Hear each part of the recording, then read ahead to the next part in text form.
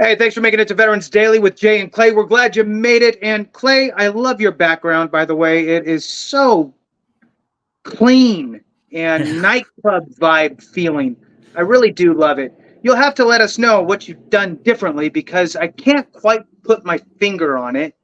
But I will tell everyone out there that we have some exciting news to share with you beyond Clay's background. So please stick with us through this. Hit the thumbs up, subscribe, share with a friend, all that good stuff. I truly appreciate it, and so does Clay. I'm going to go ahead and shoot it over to you, Clay, so you can explain yourself and give us some of the things that we're going to be talking about today. Oh, yeah. So I have all the lights off because I'm in a hotel room. My lovely wife flooded our house. There's a joke in there, but that's a lot of truth. You know, every good joke has some truth to it. But no, our house is flooded. Our floors are gone. Drywall is gone. Electrical is gone. So we're living out of a hotel room and still finding time to record with the 4 kids. Also, the in-laws are in town. So the flood's my second problem. That's a joke, right? I love my in-laws. Okay, but outside of that, today's topics. Clay, that's a lot to go through to have your in-laws not stay at your house. Oh yeah. I'm sure they are just as excited to be in a hotel as I am. So. All right. So jump into it. Yeah, the topics today, we're going to be talking about some recent news and legislations regarding C&P exams. Then we're going to talk about healthcare, and these two things are tied together. I know traditionally for benefits, we separate VA healthcare and the Veteran Benefits Administration, the VHA and VBA. But in this context, they are directly tied to each other, kind of like a seesaw, okay? So as one goes up, one may come down, and we will get more into that. We also are going to talk about the senior executive level, the senior executive staff within the VA receiving bonuses. Some would say erroneous, as these bonuses were meant for something else. And we'll really talk about what that something else is.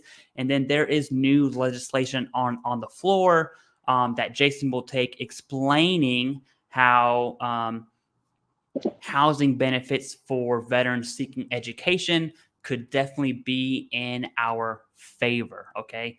And so I use the GI Bill for my 4-year degree and a little bit of my master's, and so I would definitely love to see that change and then talk about that topic as well. But Jason, rolling back to C&P exams, there's been tons of not just OIG reports within dating back to 2022, as well as January of this year, of C&P or of independent DBQs indicating fraud. Okay, and those two issues are also tied together. Senator Warren's request to the VA Secretary, Dennis McDonough, talking about inadequate C&P exams. I kind of want to get your take on just the inadequacy or the inaccuracy of C&P exams in general. Like how do veterans, generally speaking, feel about C&P examiners that, to be blunt about it, they just suck? Right. This has always been a major point of contention for veterans. And quite frankly, even when the C&P exams were happening at the VA, to be honest with you, you're filing your claim, you're putting everything together, and then you feel some sort of resistance or pushback because the person is trying to figure out if you are or if you aren't, how bad it is, how bad it isn't. So already the shields go up. And I think that it gets magnified in these contractor environments. One, because, and you've said this before, Clay, and I'm going to just take it from you. Look, it's a government contract. Who's the low bidder? Because we're trying to just get the most for our money, right? Well, who takes it in the shorts is us, right? As the veterans. So some of these places are quite shady. And that's to put it lightly. I've heard horror stories, so have you. And I think that the problem is the accountability aspect of contracted C&P examiners is next to nil. And I will tell you that, look, if the VA can't get your claim right or do a lot of other things right, how the heck are they going to manage a contract full of contractors that are running C&P exams that's so far removed that by the time you complain about it, which oftentimes, by the way, you don't. You complain about it, online to me, to Clay, to your brother, to your whatever, right? You're not even complaining to the contractor organization or the VA. But for those that actually do make it through, it's kind of on deaf ears a little bit. It's like, okay, we noted it. Now that is important though, because ideally, if you get a decision that you disagree with, you're going to take it to the board and they're going to shuffle through everything and hopefully be able to get through there. My biggest thing, Clay, is we have to, I guess it's twofold. One, we know what we're up against. You should know kind of what you're up against. Fair or not, doesn't matter, right? Is it right? Is it wrong? Who cares? You know you're dealing with maybe something that's not quite as user-friendly as it should be. Therefore, be extra prepared. Bring more documentation, even more than what you feel you should have to, that prove in your situation. Do more footwork up front. Take, I want you to talk about this part, Clay. What can the veteran do with many of these contracted C&P examiners to ensure that they have all of the correct history for your condition? I want you to talk about it because you do it so well. And I think that that's an important piece here because it's all evidence, right? At the end of the day. It is. It is. Yeah. So I think at some point we have to face reality. We can complain about C&P examiners all day, and guess what? Nothing changes. Okay. And so now we're left with, all right, well, what does this actually mean to us, and what can we do about it? The answer is nothing, with the exception of really building that evidence-based claim. Okay. Some would call it that a fully developed claim, which is the goal, but a private medical opinion, a private DBQ is not required. So I would argue that, hey, you get as close to that line as possible with medical evidence or with evidence in general. And one of the main things I see veterans do is they misinterpret the word evidence, saying, well, I had a diagnosis from the VA. I was on medication. I was on treatment. I was on this. I did physical therapy, whatever that looks like for you, which is correct. It's all medical evidence, but it's not the whole picture. You still need the in-service event. The in-service event, or the evidence from service, okay, your time in service, acts as the foundation for the nexus.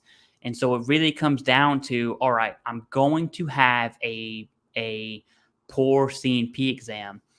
I need to build my claim with my evidence from service, with my current evidence, and present that to the examiner in a way that they cannot ignore medical evidence. In the event that they do, which it does happen, but not often, we have the appeals process with the higher level review, which is effective if and only if the veteran submits the evidence, meaning the big three: the in-service event and the current diagnosis. I think in military planning, we have to make assumptions to continue planning. I'm sure we've all made assumptions in our military time. The assumption that I would make as submitting my VA disability claim is I am going to get a poor C&P examiner. A C&P examiner that just, isn't as good as others would be the nicest way to put it. And so with that assumption in mind, we have to submit our evidence-based claims, evidence referring to the big three, which is both current and evidence from service. But yeah, that's exactly how I would approach a C&P exam and then speak on my evidence, right? So the examiner will say, hey, Clay, tell me about your left knee. What I would not say, right? You'll find this on Facebook, but what I would not say is, oh, my left knee really affects my life. I can't sleep. I can't do this. It hurts when I walk, yada, yada, yada. Versus, right? That's option A. Option B is, hey, veteran, tell me about your left knee. Oh, I hurt my left knee in 2011. I did not complain about it because We don't complain about things in service. But in 2014, it bothered me more. I have a one-liner complaint on my exit exam of knee pain. And since then, I went to the VA healthcare. I've done physical therapy. I got injections, whatever that looks like for you. And now with that conversation, not only are you showing the examiner you have evidence of that knee condition, but it's evidence from service. It's your current evidence with the physical therapy and injection and all that stuff. And you're building the foundation of the nexus. That part is absolutely key there. But back to you, Jason. Yeah, absolutely. And here's the thing is that when you receive your, I guess, invitation to your C&P exam, right? Sometimes you're going to get a packet in the mail, or they might email. I don't know. You'll get a packet. In that packet, I don't know. I mean, I don't know how they all work, right? I only know QTC. So, and in there gives you information, and then it says, "Hey, tell us about XYZ." Don't leave it blank. Fill it out and be intentional, right? What Clay's telling you here is hit your nexus, pinpoint your nexus. When did this first happen? When did this first occur? When did you first exhibit issues with whatever it is, right? Should be in your time in service. If we're talking about a service-connected condition versus a secondary, right? There's so much nuance that we could run down that 1,000 different ways too. But primarily, we're talking about in-service connection for your primary condition. Now, you're also going to explain your signs, symptoms, durations. All of that type of stuff is in your schedule of ratings for that condition. Now, obviously, some of these things are going to have range of motion things, like if it's the knee or the back or what have you. But if it's migraines or GERD or that type of stuff, you're going to want to articulate how it affects you. And every single condition has its own criteria that the VA is looking for to assign ratings. Okay. It's not one line covers them all. It really affects my life. That's nowhere in migraines. That's nowhere in. Now you can use that after you say everything else. Yeah, it really affects my life because of all of these things that's in the schedule of ratings, right? So there is, Clay, and it's in some cases, and I'm looking for your confirmation, and maybe you chime in on this. Besides writing this information on the back page where they're asking you these questions, sometimes I believe that there's another way that these organizations, these contractor C&P examiners, will allow you to give them information the appropriate way that's acceptable. Can you dive into that for us? Absolutely. So speaking on personal experience, and I can tell you VES does this, where you get that packet and there's always been an option saying, hey, if you have evidence, that you want to share with VES, go ahead and do that now. The issue though with that is sometimes, and I'm going to make the argument of most of the times, it'll be Friday, you'll get the packet, and your C&P exam is on Saturday or it's on Monday, right? It's very, very fast. So you have to have that on the ready. And it really goes back to what we're really speaking on is the OIG report from 2022 that shows proof. It showed that the VA did not follow procedures sending evidence to the C&P examiner. So how many of us, and that was in about 60% of the cases, I want to say 68%, how many veterans have gone to a C&P exam and they know they submitted the evidence, but the examiner hasn't read the evidence, they don't have the evidence, they have no idea what you're talking about. And it's been a lot. I've heard tons of stories about that exact scenario, and the OIG report confirms it. It's no longer subjective, it's now objective. And in that case, the unfortunate answer is higher level review with the duty to assist error. That's what's going to come out of that, which sucks. It's a problem that exists. There's no way to fix it from the veteran side outside of just keep complaining to your representative, right? That's really all we can do when it comes to that. Now, the VFW is on the legislation for pushing for VA disability claim reform. We'll just call it that. I'm sure it has a specific name, but until any of that happens, there's nothing we can do about it. And so the answer is yes, you can submit evidence to your examiner. Yes, you can bring evidence to your appointment, but on the legal side of the house, the examiner is not obligated to review it in the first place. So it's kind of a personality thing. And then you're also banking on the VA sending your evidence to the examiner. And it's just the fact of the matter is, and I'm not a big fan of bashing the VA, but when it's warranted, I'm going to go full throttle, right? Veterans are CMP exams force veterans between a rock and a hard place. All right. And it's nothing we can do about it. All we can do is make our claim as easy as possible to Service Connect. And when it doesn't happen, then we have to rely on the appeals process, which isn't a good answer. It's not, it's the answer that we have, but it's not the answer that the VA should be giving veterans. And that's the facts of the culture around CMP exams. They just suck. Now, are there good CMP examiners out there? Absolutely, right? In the instance that the CMP examiner accepts your evidence, does do their due diligence, amazing. But 10,000 claims that aren't doing that is a lot. That's a lot of VA disability claims, okay? And that's just a random number. It's much, much more than that. But do you have anything to add to that? I do. Here's the bottom line. And this, right or wrong, and obviously we're shining the light on wrong, right? Yeah. So there's a calamity of issues. It's not just the quality. And who knows, right? I am not involved with the contract at all between the VA and the providers that are doing the CMP exams. I don't know what kind of check boxes they have. Hey, here's your checklist. This is what we want you to do. And oh, by the way, if evidence is in equipoise, you're supposed to rule in their favor. If you're thinking, it's a coin flip, then say that it is for the veteran, right? It's at least likely is not.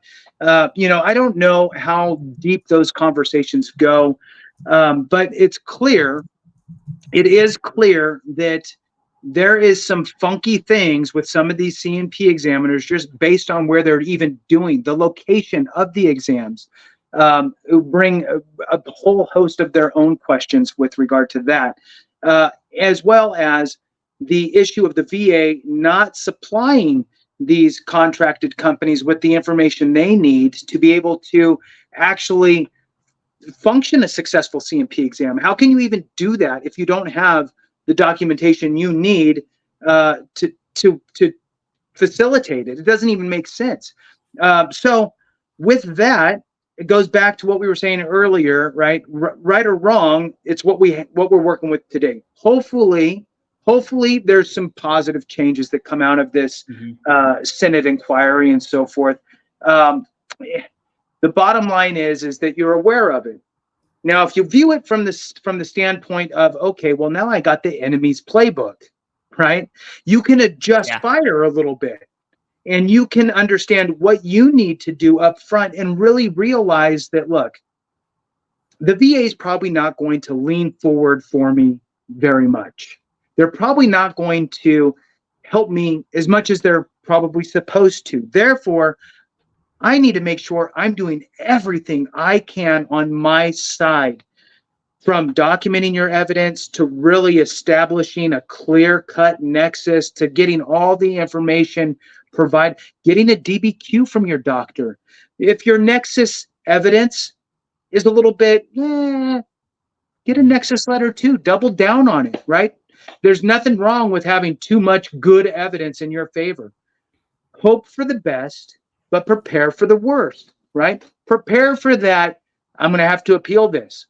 I'm going to have to push it to the Board of Appeals, right? Have that in the back of your mind and be ready to jump on that. Don't leave it on the table and expire. The last thing I'm going to say, Clay, is that I don't like to say that if you were denied service connection, be ready for the appeal. I'd rather say if your claim wasn't adjudicated to your liking, right? Because they could approve you for service connection, sure, but maybe they gave you a 0% or a 10%, and maybe you should have been a 50. I don't know, right? So you need to know the schedule of rating for your condition. Read it. It's pretty clear. You're the patient. You're going to read it and go, oh, for migraines or GERD, it's like clear as day. I meet that criteria. I should be this rating. Now it's up to you to make sure your doctor has that in writing. You supplied it to the VA. When you go to your CMP exam, you're saying the same thing. If they give you service connection, but it's at a lower rating, you can call their, no, that's wrong. I know I should be this. I'm filing an appeal, right?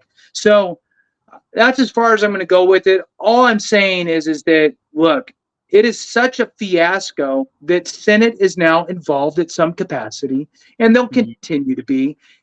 And it should just send up the OIG, the Senate, all that stuff. You should have your little sirens going off and go, okay, if I file something, I just need to make sure it's super buttoned up, right? Make it easy for them to say yes.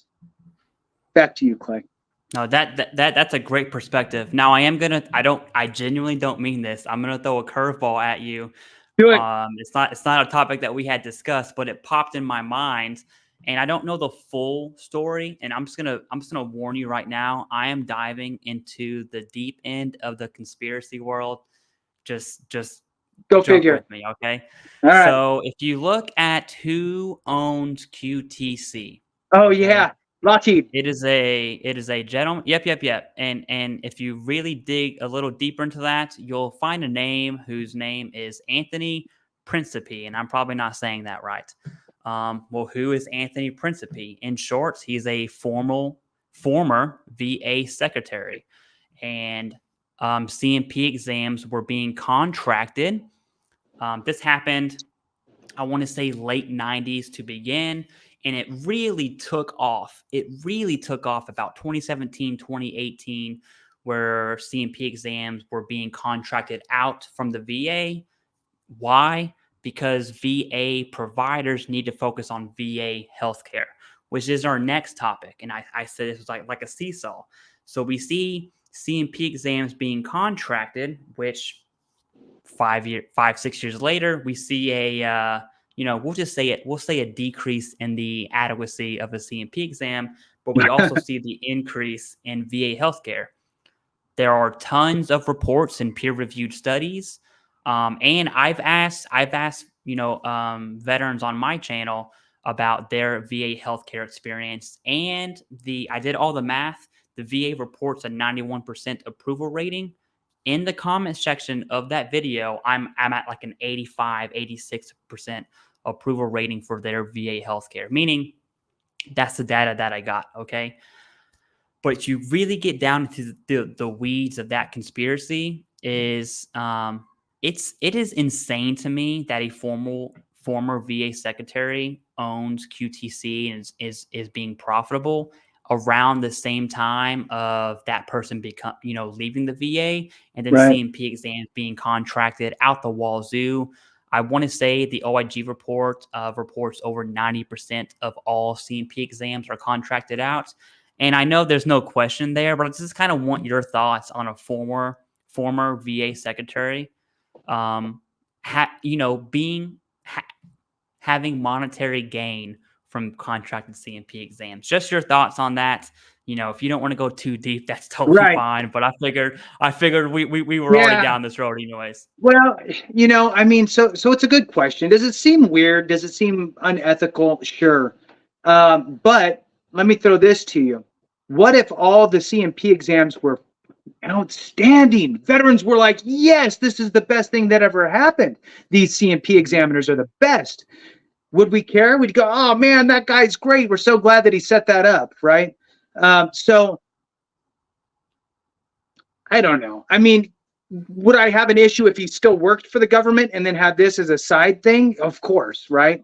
Now, do I think that he influenced it potentially and helped this happen to where we are today as far as having all the sure, all day long. Is it, I don't have all the information, right? So does it financially makes sense for the VA. I get it from a bandwidth perspective, right? Like current levels, your medical staff can't facilitate all these C&P exams and be able to see veterans. I mean, they're having a hard time seeing veterans, just seeing veterans in some of these areas. Mm-hmm. So I see that there's that issue, but let's pretend that that wasn't the issue. And they could just hire as many people as they need to facilitate it, which that's a whole other thing, because in a lot of areas, the VA isn't as competitive as the general hospital across the street. So why would you work there, right? If for a lot of people it's a stepping stone, or they take the VA job because it's got some actual hours that work well for them. But if hiring wasn't an issue, the dollar figures is what I would lean on. Is it cost effective to contract out or not? And really that's what I would look at. If it's not advantageous to contract out financially, then I would say, okay, well then we need to reel this back in, and we need to be hiring, I don't know, C&P examiners, that's their only job at the VA. As far as this guy, former VA guy, whatever, he had inside information, right, of knowing that the VA is leaning towards contracting out because they don't have the bandwidth. Hey, man, I'm going to go open up a whatever and hopefully land that contract. He probably landed it because he knew people. Sure. I don't know. Can you say no? You can't do that. I don't know. I don't know. I don't know, man. It's weird. Makes you feel weird. Sure. It's weird. It's a little, I mean, it's weird. It's a bit taking advantage of the situation, but QTC itself doesn't actually own the doctors, right? Those aren't employees. Those are contracted doctors that have other doctor jobs, right? This doctor. So all it is just a conduit between the two. So it's not like QTC's doctors suck. Those doctors could have contracts with other contractors too, contract companies to facilitate this stuff. So, I don't know. It's funny and kind of not a ha-ha way. It's interesting. It's interesting, and I don't know. I need more information to really be like that shouldn't be allowed, versus it's cool. So I'm in the middle. I'm in the middle with it. I'm a little uncomfortable. It's kind of like, I don't know, opening the door and not expecting to see what's on the other side that surprises you, and you need to shut the door. Okay. It's like, okay, I don't really want to know this, Clay. Let me just move on and just think that QTC sucks. And not think that the VA in some sort of back way, and this goes down the hole, right? Down the rabbit hole. This is just what you see. So if you want to do this, Clay, if you want to do this, I'm going to leave you with this. If you see one rat, probably 50 more. Just saying. Oh yeah. So I'll leave that conspiracy discussion because there is no right or wrong answer, and we honestly don't know. But I will say this: some people, we would call it lobbying. Other people would define that as corruption. You can do with that as you will. Okay. But I think that's a good segue into C&P exams and VA healthcare, because generally speaking, VA healthcare is good. I know there are a lot of bad experiences, and it really depends on where you're at. But at a very large scale, VA healthcare truly is setting the standard. Okay. And that's good. That is, I think veterans should celebrate that. We want to bash the VA when it's due. I'm all for it. I think we should award the VA, whenever it's due as well. VA healthcare is good. I think it's at the expense of the VBA though, right? The number one reason to contract C&P exams is the bandwidth of VA providers. that if I'm in charge of the VA, that's probably what I'm looking at, right? Hey, I can supplement this and I can really put my resources here. And I think over the past 5-6 years, we've finally seen that change. The issue is VA healthcare is so high up here, which is great, but C&P exams are so low down here, just based off of OIG reports and now senators being involved, right? And I'm using those examples because those are more objective arguments versus, my C&P exam sucked. And so that's a strong correlation there. I do want to throw it back to you at the VA healthcare side. The VA healthcare is the VA. Their press secretary is reporting a 91.8% approval rating, which is absolutely insane. I don't want to get too nerdy here, but it's Friday. It's Aloha for Friday where I work at. We work in training and curriculum development. And one of my classes I teach are assessments of how to properly measure the effectiveness of a certain outcome. And I will tell you, I don't care what problem set's going on, 91.8%, let's just say 92, is extremely high. Okay. It makes me wonder if a bias was involved when they were measuring that success. Meaning, if someone asked me, who do I, write a paper on the best basketball team, I'm going to choose the Kentucky Wildcats because that's, I'm from Kentucky. I'm a Kentucky fan. My bias tells me Kentucky's the best basketball team. When I see facts that dispute what I believe, you know what I'm going to do? Not look at them. And I'm going to add the facts that Kentucky is the best basketball team, right? Kentucky has 9 national championships. Someone will say, yeah, but UCLA has 12. I'll be like, doesn't matter. Kentucky has 9. You see, there's a bias at measuring that success. And I said I'm not going to get too nerdy. I got a little nerdy there, right? But 91.8% is an extremely high approval rating for VA healthcare. Me personally, I have 0 complaints. So my personal experience tells me that is the truth. I seriously have 0 complaints from the Washington, D.C. Medical Center. My healthcare team has been amazing every single time. Okay. And I've been going there for 5 years now. I just want to hear your 2 cents on the 91% approval rating in just VA healthcare in general. We always talk disability. There's a huge portion of the VA. The largest portion actually is veteran healthcare. So go ahead and take it. I'm always skeptical when self-reported touting is involved, right? So, if you're measuring it yourself, I mean, you can skew the questions. You could take one question out of 10 and then use that one as your 92%, right? Mm-hmm. So, are you satisfied with the cookies at the VHA, right? I love the cookies. 92% success rate at VHA. But that's all we're going to say. We're not going to dive in deeper with what exactly the questions were, but we got a 90% approval rate.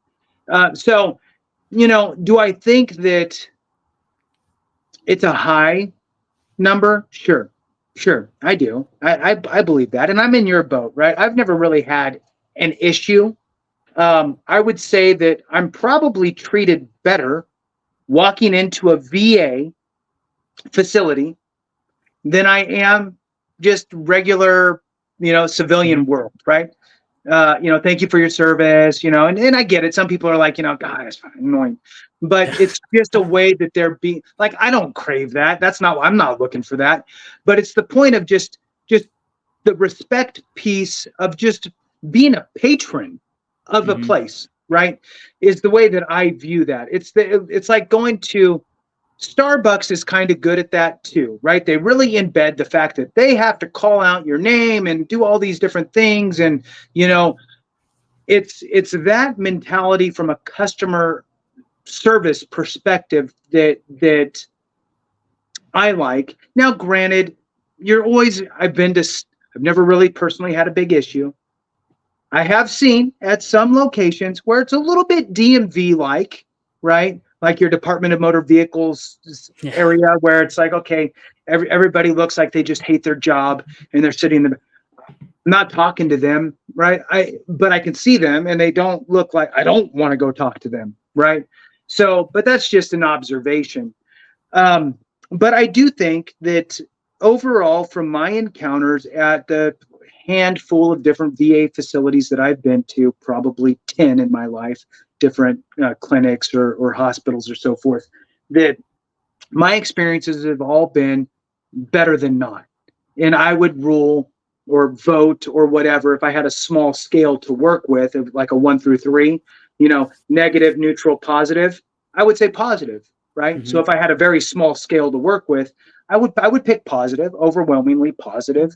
My experiences, but I don't know. I'm always weird when it's an organization that puts out its own survey and then touts it.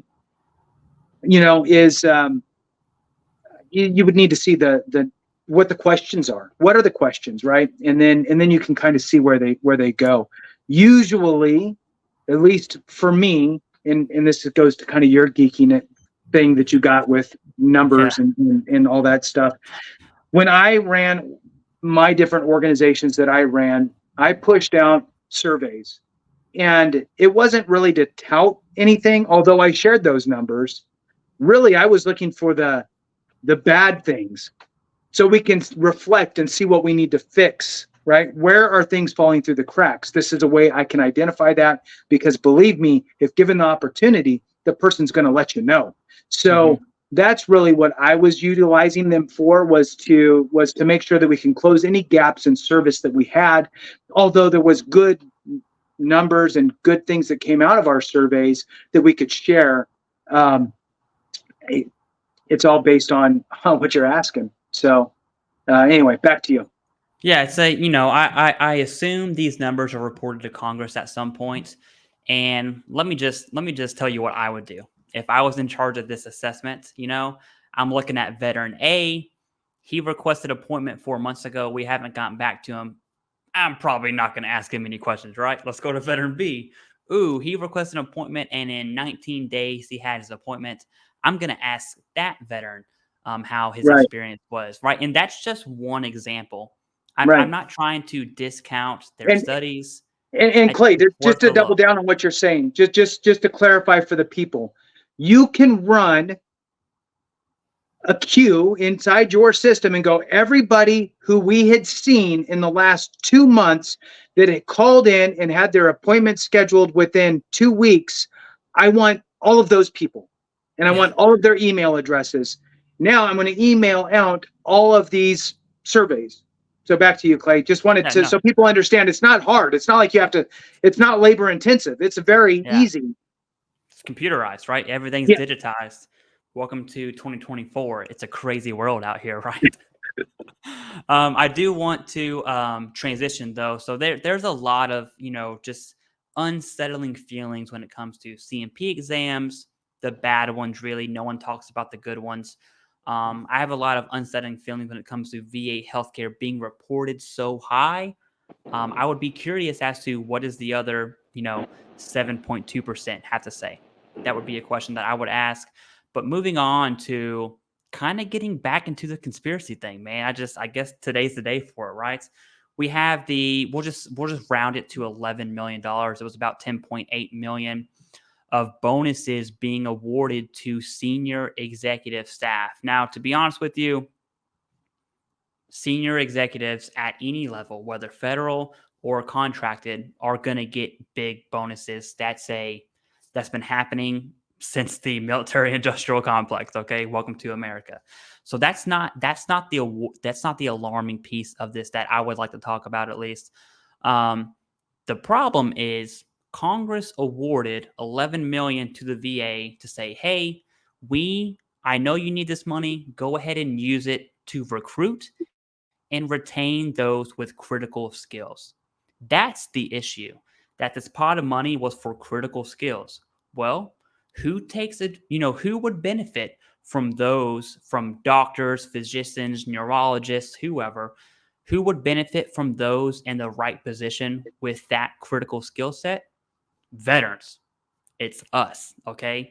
And Right. so, and instead of the money going to retain and recruit those individuals, the high-level senior executives were like, well, a new boat sounds pretty cool, right? I could go to the MGM and, put half my bonus down on 32 black. However that game is played. I'm not really a gambler, but whatever these rich people do, right? I assume that's what they do, boats and gambling. Probably not too far from the truth, to be honest with you. The MGM is right across the street from DC, so I'm sure they all frequent that place. But it really that's what bothers me, is the money from Congress allotted to the VA for critical skills incentives, and the senior executive staff, the SES. So first of all, let's just talk about senior executive. You have the GS scale from 1 to 15. That's where your 15 being pretty high. I would say 13, 14, 15s are up there. 12 is pretty normal, and then below that, right, is like entry level. The SES is above that scale, right? It's we're talking senior executive. In the military world, it would be a general officer level, right? Equivalent of like a 1, 2, 3 star. That's the people we're talking about. It's the SES, senior executive staff level, not receiving, taking these bonuses from the critical skill incentive program. And so that's kind of the baseline. Jason, I want to hear your thoughts. I'm sure we can talk about this forever. I am super, against the deep state. So let's just get on this boat right now. Yeah. No, I agree. And, it's like 180 of these people ish received bonuses ranging anywhere between, I think it was $39,000 or something to $100,000 each individually, equating to the $10.8 million. And again, that money was earmarked for these critical skill positions that either the VA was having a hard time recruiting for, or they needed to, incentivize somebody to stay and not leave, right? Retain. But instead, they ended up in the pockets of all these executives. And it's funny, the spin that the VA puts on it. We noticed that this went out, and we asked the OIG to come investigate, how this. It really it's so confusing, and it's weird because it's not as simple as this money came in and it just it just floated back out. No, people had to make an executive decision, right, to send it somewhere and to specific people. So it was, in my opinion, my humble opinion, it was absolutely an intentional payment out of earmarked money that I believe either somebody threatened whistleblowing or somehow somebody noticed that was outside of that group, or somebody that had a conscience, something, and started to mention some things, and then next thing you know, somebody else said, oh yeah, you know what, you're right, yeah, that's weird, I don't know why, we should, and then next thing you know, here we are. So short-lived. This has been going on. This happened in September, I believe, of 2023, and it's just a sad situation, because that this is just one of these things that we get a peek behind the curtain, right? How many times where there was some extra money, and it could have been used for this or that, but you know what? Let's slide it over here. And like you said, Clay, at the end of the day, who is being hurt and who is being impacted is veterans, and not in a positive way, because again, these are those, look, the critical skills are those that are so hard to find and hard to have to begin with, that we need to do everything we can to keep them and find them and bring them on board, offer them bonuses to bring them on board, because they can go make more money across the street. So we're trying to attract them in a different way for the betterment of veterans. And it's just sad that, I guess when you get to, like you were talking about, a new boat and gambling, right? So getting, I guess, it's sad that when you get to the point to where, that's more important than the people you serve, is your own. And it's not like they need it to eat. right? Mhm. We're not talking about people that need a few extra tens of thousands of dollars to go buy some food for the year or three. This is people that are doing just fine, and at the expense of a veteran is a really kind of hard pill to swallow, and it's a very sad situation. And if there's foul play, again, kudos to the OIG, by the way, because the OIG has been doing some really good work Mhm. as of Agreed. late, and I feel fairly confident that if there was some foul play somewhere, that hopefully that will get rooted out. So, back to you. Oh yeah, so the Washington Post covered this story. They had early access to the OIG report before it went public. And if anyone's wondering, look up Washington Post, Lisa Rain. If you want to read this story, she really goes into the details of how it all unfolded. And I like how you brought it up. You said, the VA was like, "Oh, now that it's public, I don't know." And when I was reading it, I felt like I was counseling a junior Marine. I'm Sergeant Sims, back on the block. I got my PFC so and so, Lance Corporal so and so. I'm like, why did you get drunk and bring a stripper into the barracks? They're Why? like, Why? they're like, I don't know, right? And Right, right. as I was reading it, that's essentially what the VA secretary did, was saying, "Oh, I didn't know this was happening." It's like, okay, well, let's go look at the Undersecretary of Health, who, by the way, allocated the funds. He's a key player here. I forgot his name. It starts with an E. We're the Sharif same Ellen Hall. ministry. Yes, exactly. He had first stated, "Oh, well, I don't know," but then there was email traffic of a very detailed Excel sheet of saying who's getting what and how much they're getting, and he was like, "Oh, it was Oh, I that. I read the email on my phone." It's like, dude, am I talking to a private right now, or are Right. you the undersecretary for But veteran the, healthcare? the, the Like, print was small, Clay. Small print. yeah. Couldn't read it all. And so that's just, there's no good answer for it. I just think it really goes back to our last episode, which was, pre-flood in the house. We talked about transparency with the VA. The only entity providing transparency, not providing, forcing transparency is the OIG, right? So the OIG, in my book, has two Right. thumbs up. Yeah. I would just prefer across the board, VBA mainly, but VBA and VHA, just be transparent, right? It is it's US taxpayer dollars. Why can't they be transparent? Right. Riddle me that, all right? But that's, unless you have anything to add, I kind of want to hop off the conspiracy boat because it only gets darker, Right. Right. Yeah. Well, it keeps you focused in your dark room there, as Yeah, your fingernails are absolutely. growing out. You're getting long fingernails now too.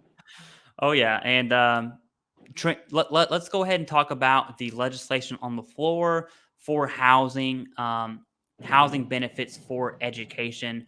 Go ahead and take that, and then after that, I'll kind of speak on my experience with the GI Bill for my undergrad Absolutely. and grad school, and then we'll just go Yep. from there.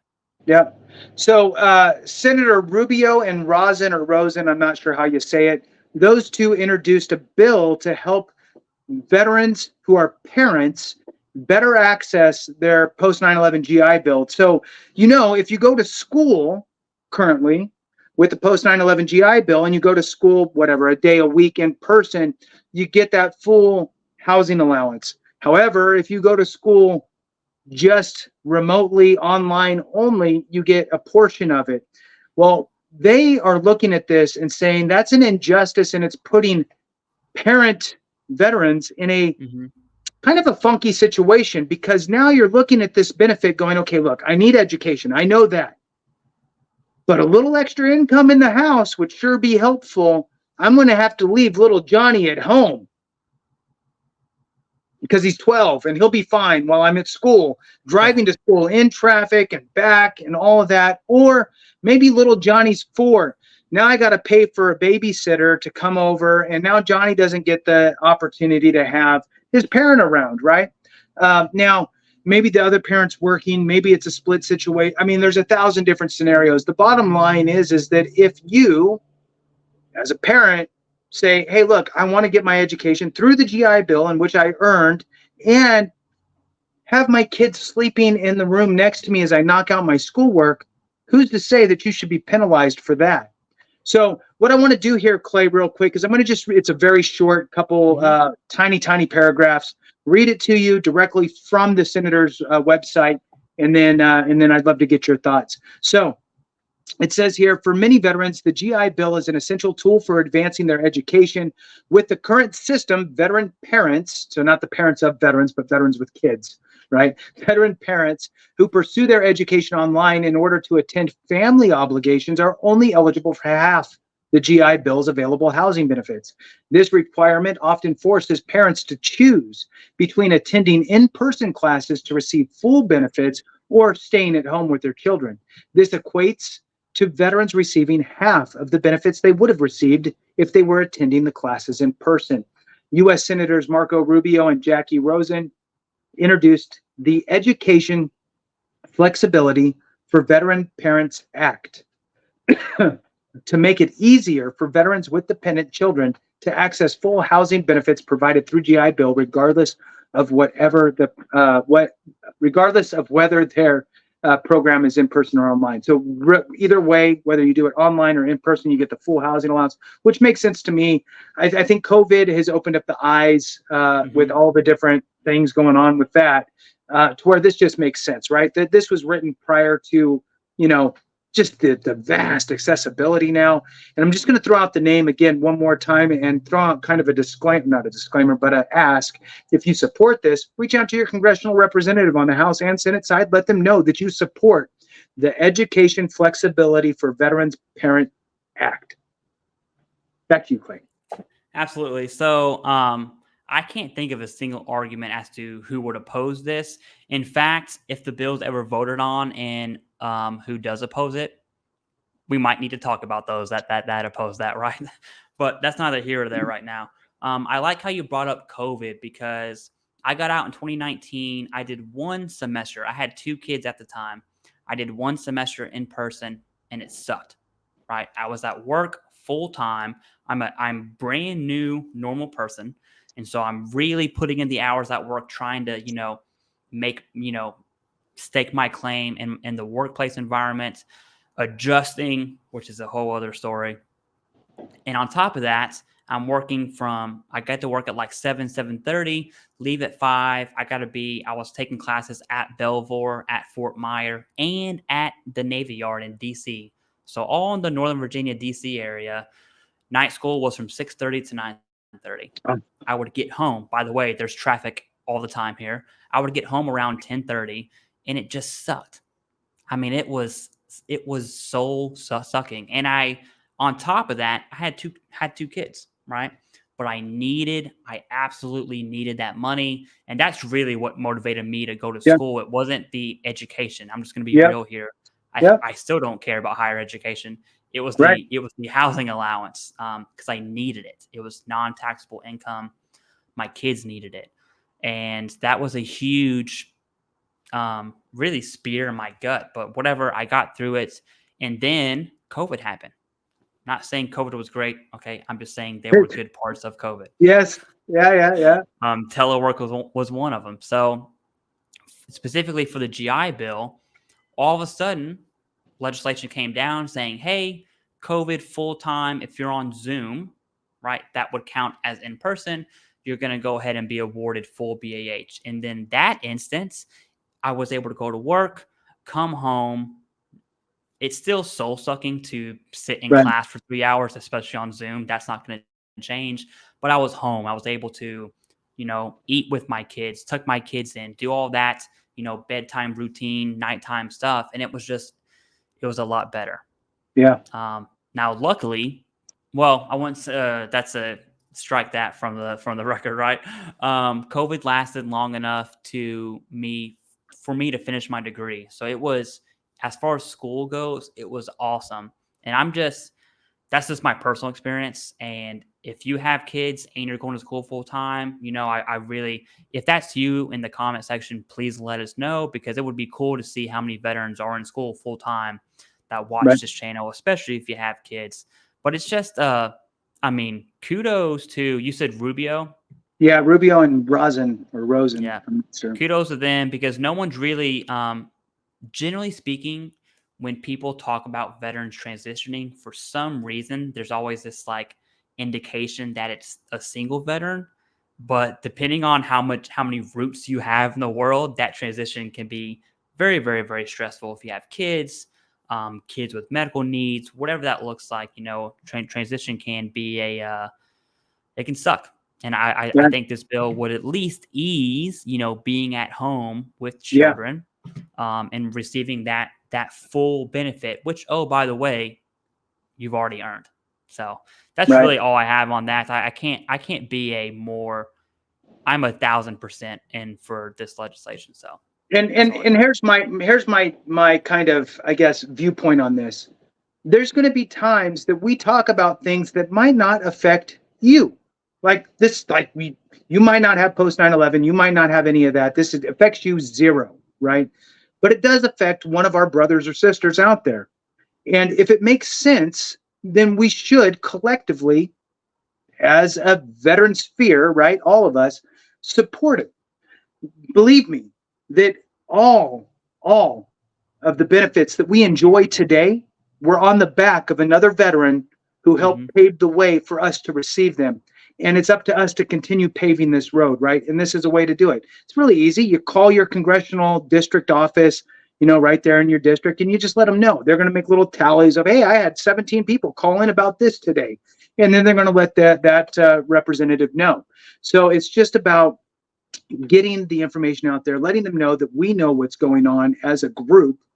And look, at the end of the day, quiet mouths don't get fed. So, if we sit on our hands, nothing's going to happen. If we work together, it's light work. So anyway, kick it back to you. Yeah, I think following what you said, the PACT Act is a great example of that happening. The reason that GWAT veterans, the GWAT trap lords, as I like to call them, have the PACT Act is because of the Vietnam veterans, okay? And you want to talk about the American public forgetting a war or forgetting veterans, hands down, no competition. Vietnam veterans get shafted. They got shafted for years and years and years. I mean, think about it. PACT Act it was effective January of 23. The Vietnam conflict was 60s and 70s, okay? Just food for thought. That's a long time gap. A lot of them have already died. Okay. Right. Tons of them have already died before they even awarded benefits, not just disability, healthcare. Right. Simple, hey, doc, I'm sick. Okay. Right. And I think it's just the loudest voice in the room is always heard. I think instead of complaining about the VA, which I love to do when it's warranted, I think we could also do what's right in the eyes of the next future generations. But Jason, that's all I have on all of these topics. Yeah. I'm going to go ahead and kick it back to you. All right. Well, we're going to wrap it up. We appreciate each and every one of you watching so much. Thank you for all the likes, subscriptions, all that good stuff. The channel is growing because of you. And collectively, we are working to get the word out to more of us. So we appreciate it. Many hands make light work. And we'll see you next time.